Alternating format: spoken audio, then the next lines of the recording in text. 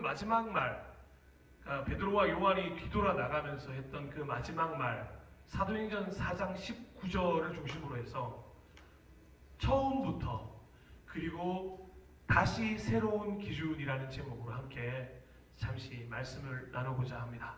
처음부터 그리고 새로운 기준. 2019년도 일입니다. 전 세계를 강타했던 한국 영화 한 편이 있었습니다. 제작비가 무려 135억 원이나 들어간다고 했을 때는 제작비를 손해보지 않을까? 라고 했던 손익분기점을 넘길 수 있을까? 걱정이 많았다고 합니다. 하지만 결과는 모두의 예상을 완전히 뒤엎어버렸고 뛰어넘어버렸습니다. 아니, 더 정확하게 이야기하면 상상할 수 없는 일이 일어났습니다.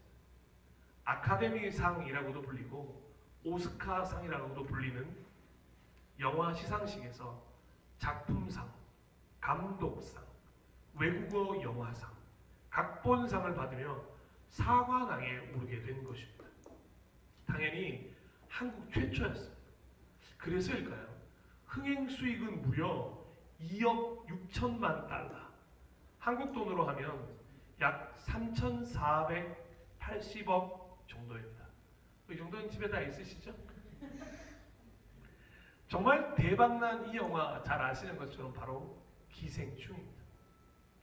물론 단순히 금전적인 대박으로 설명될 수 없는 그 이상의 의미도 이 사회에 던져준 영화라고 할 수 있습니다.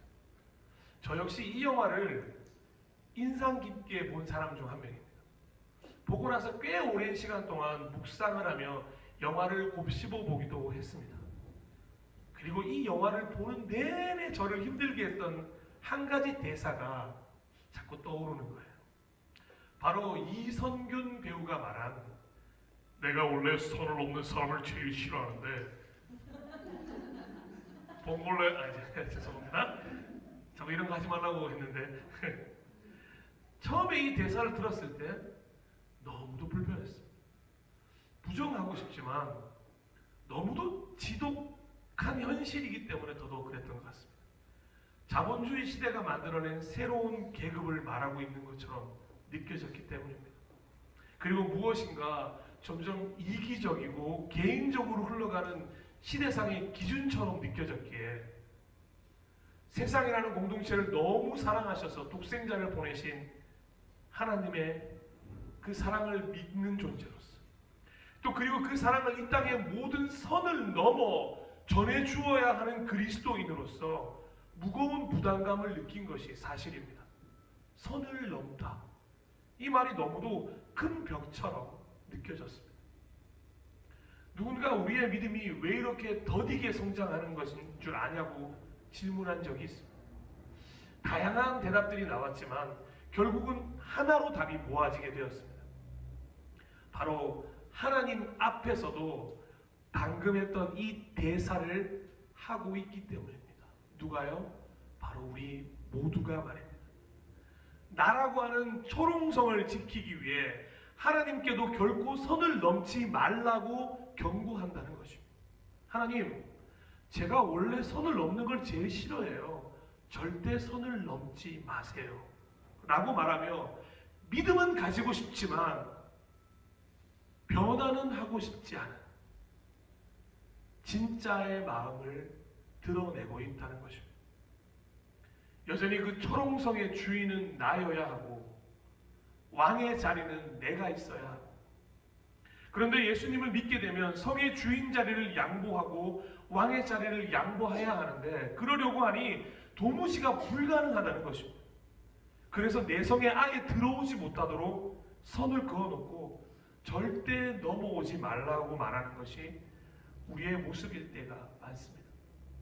어린 시절에 책상 가운데 선을 쫙 긋고 절대 넘어오지 말라고 했던 그 마음이 여전히 하나님 앞에서 남아있는 것은 아닐까요?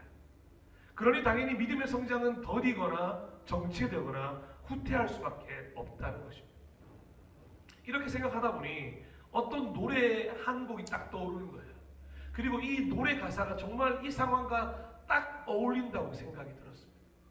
원래는 시인과 촌장이라는 팀에서 하덕규 집사님이 불렀고 조성모 씨가 리메이크한 해서 더 널리 알려진 곡이 있는데 바로 가시나무란 곡의 가사입니다. 제가 한번 읽어드릴게요. 내 속엔 내가 너무도 많아 당신의 쉴 곳 없네. 내 속엔 헛된 바램들로 당신의 편할 곳 없네. 뭐 아시는 분들은 아실지 모르겠지만 이 가사가 너무도 이상하게 맞는 거예요. 진짜 우리 마음이구나. 그런데 계속해서 묵상을 이어가던 중에 한 가지 완전 다른 생각이 찾아들기 시작했습니다. 바로 하나님이야말로 이 대사를 하신 가장 최초의 분이라는 생각이 들었습니다. 하나님이야말로 선을 넘는 것을 가장 싫어하는 분이 아닐까라는 생각이 불현듯 머리를 스쳐 지나간 것입니다. 그리고는 급하게 성경책을 펴서 창세기를 폈습니다. 그리고 검색 프로그램을 이용해서 검색해 가기 시작했습니다. 맞았습니다. 하나님이 바로 이 대사를 하신 최초의 주인공이었습니다. 벌써 창세기 1장부터 이 대사를 우리에게 들려주고 계셨다는 것입니다. 창세기 1장에 4절, 10절, 12절, 18절, 21절, 25절, 31절 무려 7곳에서 이렇게 말씀하십니다. 하나님이 보시기에 좋았더라. 천지를 창조하신 하나님은 처음부터 하나님이 보시기에 좋은 세상을 만드셨습니다. 인간이 보기에 좋은 세상이 아니라 창조주의 눈으로 보시기에 좋은 세상을 창조하셨다는 것을 분명하게 밝히고 계셨다는 것입니다. 처음부터 분명한 기준을 우리에게 알려주셨다는 것입니다. 처음부터 분명한 기준은 인간이 아니었습니다. 하나님 본인이셨습니다. 어찌 보면 하나님을 찾아 떠나는 믿음의 여정, 창세기부터 요한계시록까지의 성경 여정에 철저히 하나님의 기준으로부터 시작해야만 그나마 출발선이라도 설 수 있다는 것을 우리에게 보여주고 싶으셨던 것 같습니다. 그런데 더 재밌는 게 무엇인 줄 아십니까? 조금 더 검색해보니 하나님이 인간을 창조하신 이후로 하나님의 대사가 달라지고 있다는 것을 성경은 보여준다는 것입니다. 하나님이 보시기에 좋았더라가 어떻게 바뀐지 아십니까? 창세기 6장 11절입니다. 하나님 보시기에 세상은 너무도 썩어 있었다. 그야말로 무법천지가 되어 있었다라고 단 6장 만에 기록이 완전히 바뀝니다. 하나님이 보시기에 좋았던 세상은 아담과 하와로 시작된 범죄와 가인을 필두로 한 하나님을 떠남으로 인해 급격히 변하기 시작했다는 것입니다. 하나님이 보시기에 좋았던 세상에는 존재하지 않았던 것들이, 원래 창조하지 않으셨던 것들이 생겨나기 시작했다는 것입니다. 그래서 급기야 성경은 출발한 지 얼마 되지 않아서 하나님의 후회를 기록하기까지 합니다. 창세기 6장 5절에서 6절입니다. 주님께서는 사람의 죄악이 세상에 가득 차고 마음에 생각하는 모든 계획이 언제나 악한 것뿐임을 보시고서 땅 위에 사람 지으셨음을 후회하시며 마음 아파하셨다. 요한계시록까지 가야 하는데 이제 겨우 창세기 6장인데 벌써 이런 이야기가 등장하는 거예요. 그리고 등장했던 사건이 뭔지 아십니까? 노아의 방주였습니다. 하나님의 아픔이 고스란히 담겨있는 사건이었고 다시금 세상의 기준을 올바로 세우기 위한 사건이었습니다. 누군가는 징계라고 이야기해요. 누군가는 잔인한 하나님이라고 하나님을 욕하기도 합니다. 야, 이럴 거면 차라리 인간을 왜 창조해? 자기가 만들어 놓고 자기 손으로 다 쓸어버린다고? 이런 하나님이 어디 있어? 불평할 수 있습니다. 그런데 그래서 오히려 아까 그 영화 기생충의 대사가 하나님으로부터 시작되었다는 것을 명확하게 알게 되는 것입니다. 하나님은 결코 악이라는 선을 내버려 두실 수 없었던 것입니다. 그 악이 보시기에 좋았던 사람들을, 보시기에 좋았던 세상을 악하게 만들어가는 것을 두고 보실 수가 없었던 것입니다. 그래서 다시 처음에 있었던 그 기준, 하나님이라는 기준으로 돌리신 사건이 바로 노아의 방주라고 볼 수 있는 것입니다. 원망하고 불평하고 이해할 수 없는 사건이 아니라 하나님이 보시기에 좋은 세상을 만들기 위한 하나님의 노력이었고 창조주의 눈물의 사건이었음을 우리는 깨달아야 한다는 것입니다. 솔직히 그 이상으로 이해하는 것은 불가능합니다. 우리는 피조물이기 때문입니다. 우리가 어찌 하나님의 그 깊고 넓은 계획을 다 알 수 있겠습니까? 하나님이 하시는 일의 이유를 우리는 다 알 수가 없습니다. 그래서 가장 지혜롭다고 말하는 솔로몬조차도 전도서에서 이렇게 밝히고 있습니다. 보실까요? 전도서 8장 17절입니다. 하나님이 하시는 모든 일을 두고서 나는 깨달은 바가 있다. 그것은 아무도 이 세상에서 이루어지는 일을 이해할 수 없다는 것이다. 그 뜻을 찾아보려고 아무리 애를 써도 사람은 그 뜻을 찾지 못한다. 혹 지혜 있는 사람이 안다고 주장할지도 모르지만 그 사람도 정말 그 뜻을 알 수는 없는 것이다. 아멘. 솔로몬 왕, 지혜의 왕조차도 이렇게 이야기했다는 것입니다. 그래서 처음 시작부터 기준이 있었다고 이해할 수밖에 없는 것입니다. 하나님이 보시기에 이것이 분명하고 확실한 기준이었습니다. 이 기준을 통해서 모든 역사는 이루어져 가고 있는 것입니다. 그래서 역사를 영어로 뭐라고 이야기하는지 아십니까? His story, history라고, 하나님의 이야기라고 부르는 것입니다. 그런데 혹시 우리에게도 이런 하나님의 마음이 남아있다는 것을 아십니까? 인간은 누가 가르쳐주지 않았음에도 불구하고 절대적으로 스스로가 보기에 좋은 것만을 남기고 보기 싫은 것은 쳐다도 보지 않는 습성이 있습니다. 제 아이들한테 이거 가르치지 않았거든요. 근데 아이들이 알아요. 자기가 좋아하는 건 옆에 두고 싫어하는 건 멀리 합니다. 스마트폰은 점점 가까워지고요. 국어, 수학, 영어, 사회 듣기만 해도 싫은 이 책들은 점점 멀어지고 있지 않습니까? 우리 둘째는 벌써부터 머리를 듣기만 해도 국어,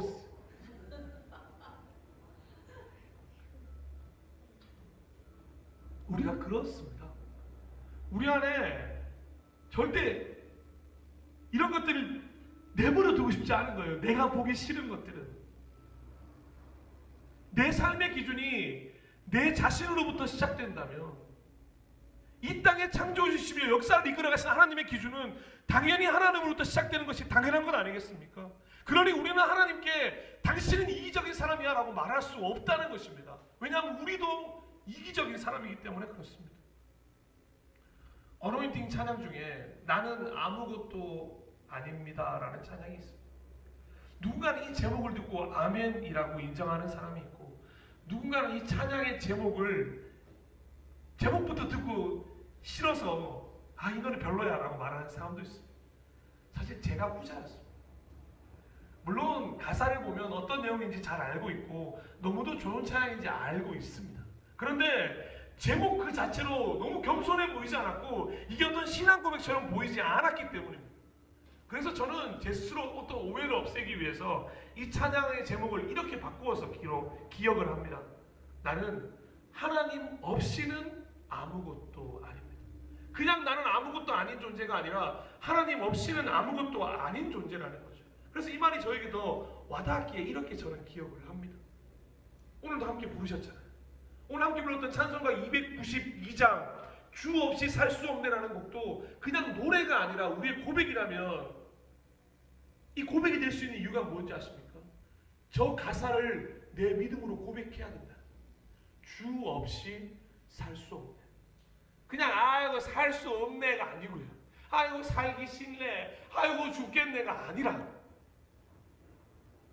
주 없이 살 수 없네라고 분명히 하나님이라는 기준을 세워야 한다는 것입니다. 하나님이 우리의 기준이시기에, 하나님이 보시기에 좋은 삶을 살아가야 하는 존재가 우리 그리스도인이기에 과감히 내 기준을 포기하고 과감히 내 중심의 삶을 내려놓고 내 생각, 내 경험, 내 의식, 내 능력 다 포기하고 하나님으로 모든 것을 대체해 나가는 것이 믿음이기에, 그렇게 살아가는 것이 하나님의 나라를 살아가는 것이기에, 그게 하나님 나라를 사는 백성의 삶이기에 처음부터 우리에게 확실하게 보여주셨던 그 기준, 하나님이 보시기에라는 기준으로 돌아가야 한다는 것입니다. 하나님이 보시기에라고 말하는 이 신앙으로 돌아가기 위해서 다시 처음 기준을 우리에게 알려주시기 위해 하나님은 너무도 특별한 방법을 사용하셨습니다. 노아의 방주라는 사건 이후에 여러 가지 방법들을 사용하셨다는 거죠. 그런데 이 여러 가지 방법들을 사용하시기 전에 한 가지 우리에게 약속하신 게 있습니다. 다시는 노아의 방주와 같은 사건을 반복하지는 않겠다고 하신 그 약속을 지키셨습니다. 창세기 8장 21절입니다. 주님께서는 그 향기를 맡으시고서 마음속으로 다짐하셨다. 다시는 사람이 악하다고 하여서 땅을 저주하지는 않겠다. 사람은 어릴 때부터 그 마음의 생각이 악하기 마련이다. 다시는 이번에 한 것 같이 모든 생물을 없애지는 않겠다. 아멘. 진짜 감사한 일이 아니겠습니까? 만약에 지금 노아의 방주 사건이 일어난다면 어떨까요? 그것을 간접 경험해 보고 싶으시다면 영화 투마로우를 한번 보시면 될 것 같습니다. 그걸 보면서 제가 노아의 방주 사건이 너무도 떠올랐는데, 그런 일들을 하나님이 다시 하신다면 어떡하지? 그런데 이제는 그런 방법을 쓰지 않으신다는 거예요. 그럼 어떤 방법을 쓰시느냐? 첫 번째 방법은 기다림이셨습니다. 이사야 30장 18절 말씀입니다. 그러나 주님께서는 너희에게 은혜를 베푸시려고 기다리시며 너희를 불쌍히 여기시려고 일어나신다라고 기록하고 있습니다. 에베소서 2장 10절은 이렇게 기록합니다. 우리는 하나님의 작품입니다. 선한 일을 하게 하시려고 하나님께서 그리스도 예수 안에서 우리를 만드셨습니다. 하나님께서 이렇게 미리 준비하신 것은, 우리를 계속해서 기다리시는 것은 우리가 선한 일을 하며 살아가게 하시려는 것입니다. 아멘. 기다리고 기다리셨습니다. 하나님의 백성들로 대표되는 이스라엘 백성을 향한 끊임없는 기다림이었습니다. 돌아오기만 해 간절히 기다리셨습니다. 집 떠나간 아들을 기다리며 문 앞에 서 있던 아버지의 마음으로 기다리셨습니다. 두 번째 방법은 선지자들과 예언자들을 보내셔서 회개의 선포를 하게 하셨습니다. 요나서 1장 2절입니다. 너는 어서 저 큰 성읍 니느웨로 가서 그 성읍에 대고 외쳐라. 그들의 죄악이 내 앞에까지 이르렀다. 아멘. 이 선포 때문에 그 니느웨에 있던 모든 사람들이 살아났다는 걸 아십니까? 또 마태복음 3장 1절 2절에 이렇게 이야기합니다. 그 무렵에 침례자 요한이 나타나서 유대 광야에서 선포하여 말하기를 회개하여라 하늘나라가 가까이 왔다 하였다. 아멘. 하나님 아버지의 마음을 적극적으로 표현하셨습니다. 기다리는 것으로 그치지 않고 마치 실종 아동 찾기 포스터를 들고 다니면서 전국 방방곡곡을 헤매는 아버지의 마음처럼 자녀들을 직접 만나기 위해 말씀하시고 선포하셨다는 것입니다. 마지막 방법이 무엇인 줄 아십니까? 처음부터 약속하셨던 방법을 드디어 실현시키셨습니다. 바로 독생자 아들을 이 땅에 보내기로 결정하셨다는 것입니다.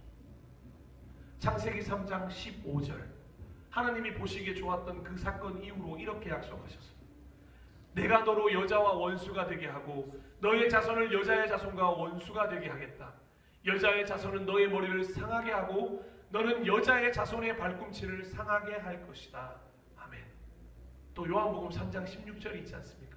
우리 다 함께 읽어볼까요? 시작. 하나님께서 세상을 이처럼 사랑하셔서 외아들을 주셨으니 이는 그를 믿는 사람마다 멸망하지 않고 영생을 얻게 하려는 것이다. 아멘. 이 위대한 방법을 하나님께서 사용하셨다는 것입니다. 죄의 문제를 완전히 해결하고 구원의 문을 열어주기 위해서 직접 이 땅에 하나님이 오셨습니다. 성육신 하신 하나님은 그렇게 십자가를 지셨고 완전히 죽으셨고 부활하셨습니다. 그리고 제자들이 보는 눈앞에서 승천하셨고 다시 오시는 것으로 이제 완전히 그 약속을 성취하실 것입니다. 그리고 이 기다림의 끝을 내기 위해 그 선포와 말씀을 통해 변화된 예수 그리스도의 길을 걷기로 결정한 이들의 이야기, 바로 제자들의 이야기가 사복음서에 이어 사도행전에 이어지게 된 것입니다. 하나님의 마음을 드디어 깨닫게 된 이들의 놀라운 변화는 지난주에 보았던 눈여겨봄을 통해 완전히 세상에 드러나게 되었습니다. 그런데 어떻게 그런 마음을 가질 수 있게 되었느냐? 어떻게 그렇게 눈여겨봄이라는 시선을 변화될 수 있었느냐? 그 이유 중 가장 큰 이유를 오늘 말씀에서 설명해 주고 있습니다. 처음부터 있었던 기준이지만 잃어버리고 놓치고 있었던 그 기준. 하지만 예수 그리스도를 통해 성령님의 임재를 통해 다시금 새로운 기준으로 찾게 된 그것을 오늘 고백하고 있다는 것입니다. 그것도 자신들의 생각과 고백들이 가득 차 있던, 어떻게 보면 오합지졸이었던 제자들의 입에서 이 고백이 나온다는 것입니다. 지난주 말씀 기억하십니까? 아름다운 문 앞에서 구걸하던 한 사람을 일으켜 세워줬던 베드로와 요한의 이야기였습니다. 예수의 이름으로 일어나 걸어라 했을 때 일어나 걷게 된 그 사건, 바로 그 사건 이후에 베드로와 요한에게서 그 놀라운 기준에 대한 고백이 등장한다는 것입니다. 사도행전 4장 19절입니다. 그때 베드로와 요한은 대답하였다. 함께 읽어볼까요? 시작. 하나님의 말씀을 듣는 것보다 당신들의 말을 듣는 것이, 아멘. 하나님 보시기에 라는 단어가 드디어 다시 등장하게 된 것입니다. 다시 하나님이 보시기에 라는 기준으로 돌아오게 되었다는 것입니다. 돌고 돌아 먼 길을 돌아 다시 처음 자리로 돌아오게 되었습니다. 이 기준을 회복하게 된 것입니다.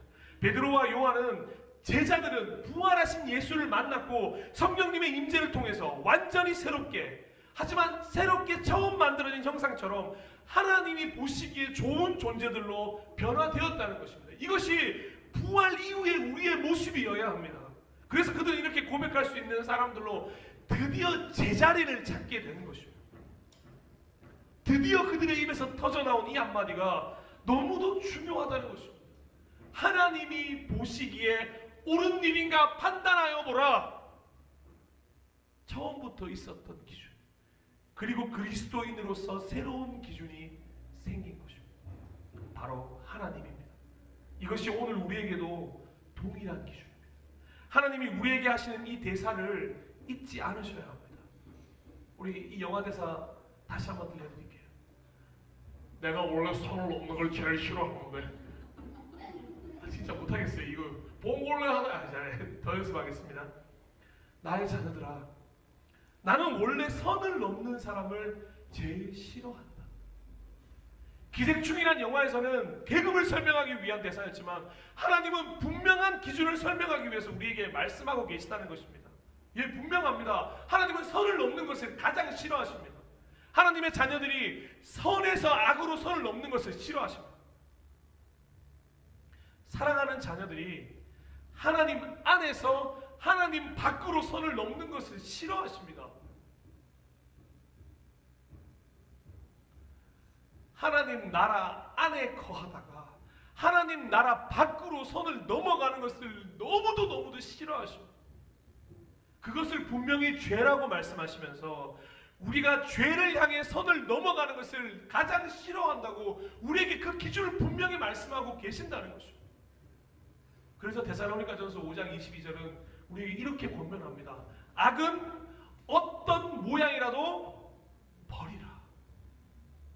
자꾸만 어떤 모양의 악이라도 주우러 다니는 우리한테, 야, 여기도 악이 있네, 저기도 악이 있네, 이것도 가져가야지, 저것도 가져가야지 라고 말하는 우리에게 결코 그 선을 넘지 말라고 분명한 기준을 제시해 주고 계신다는 것입니다.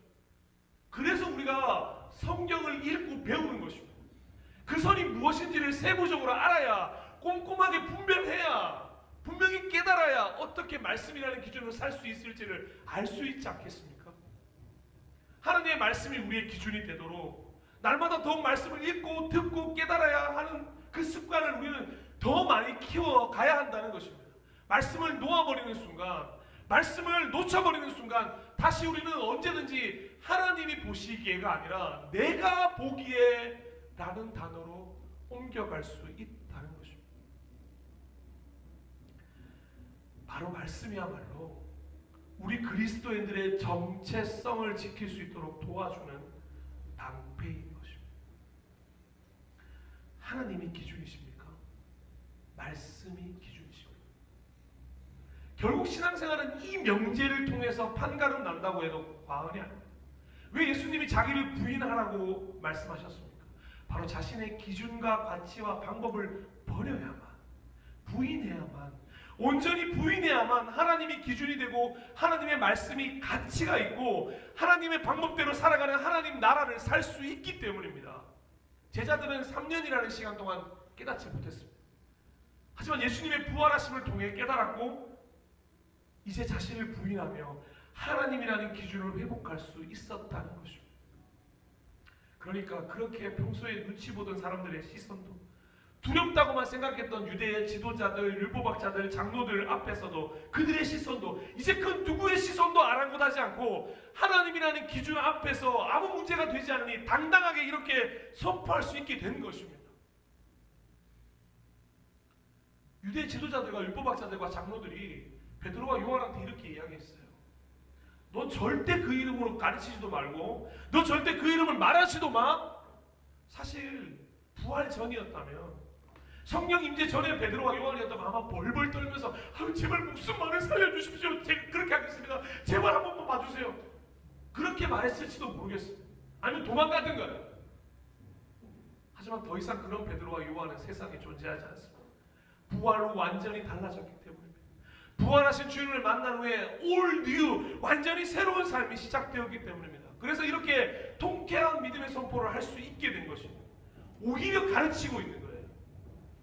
어찌 보면 가장 그 기준을 잘 알고 있어야 할 지도자들과 장로들과 율법학자들을 위해서 따끔하게 질책해 주고 계시는 겁니다. 다시 한번 보실까요? 4장 19절. 그때 베드로와 요한은 대답하였다. 하나님의 말씀을 듣는 것보다 당신들의 말을 듣는 것이 하나님 보시기에 옳은 일인가를 판단해 보십시오. 설교를 마무리하겠습니다. 오늘도 세상은 우리에게 이야기합니다. 하나님은 이기적인 신이야. 하나님의 기준으로 사는 건 시대에 맞지 않아. 과학적이고 이성적인 태도를 좀 취해. 말씀대로 사는 건 너무도 어리석은 행동이야, 이 사람아. 더 이상 하나님이라는 기준은 2023년엔 존재하지 않아. 이제 그만 하나님 버려. 그냥 종교란만 가지고 있어. 솔직히 이런 말에 현혹되고 넘어갔던 적도 있었지 않으십니까? 말씀으로 살아간다는 게, 하나님이라는 기준으로 산다는 게 너무도 힘들고 어려울 때 있지 않으십니까? 그런데 우리 그리스도인들에게는 이것이 진리입니다. 처음부터 그리고 새로운 기준으로 분명히 말씀하십니다.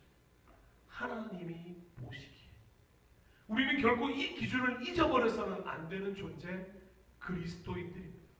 성경의 수많은 믿음의 선배들이 결국 이 기준으로 돌아온 이들의 이야기입니다. 하나님의 기준인 삶을 살았던 이들의 이야기를 기록한 것이 성경입니다. 예수 그리스도께서 친히 모든 것을 직접 우리에게 보여주셨습니다. 그리고 우리에게 그 삶을 전해주고자 하는 하나님의 마음을 성경은 오늘도 담고 전해주고 있는 것입니다. 신명기 18장 13절에서 모세는 우리에게 이렇게 이야기합니다. 당신들은 주 당신들의 하나님 앞에서 완전해야 합니다. 그래서 오늘 설교를 마무리하면서 이 단어를 마지막으로 좀 나누어 드리고 싶습니다. 그리고 이 단어를 가슴에 새기시고 새롭게 시작된 부활 후의 삶에 새로운 기준으로 삼으셨으면 좋겠습니다. 사실은 처음부터 하나님이 보여줬던 이 기준, 바로 코라운데오입니다. 하나님 앞에서, 하나님 보시기에, 하나님의 뜻대로, 이 단어를 가슴에 새기셨으면 좋겠습니다. 부활 이후 시선을 눈여겨보러 바뀌셨다면 이제는 삶의 기준을 바꾸실 때가 왔습니다. 처음부터 그리고 새로운 기준은 하나님입니다. 이 분명하고 확실한 기준으로 살아가는 우리 모두가 되시길 간절히 소망하고 축복합니다.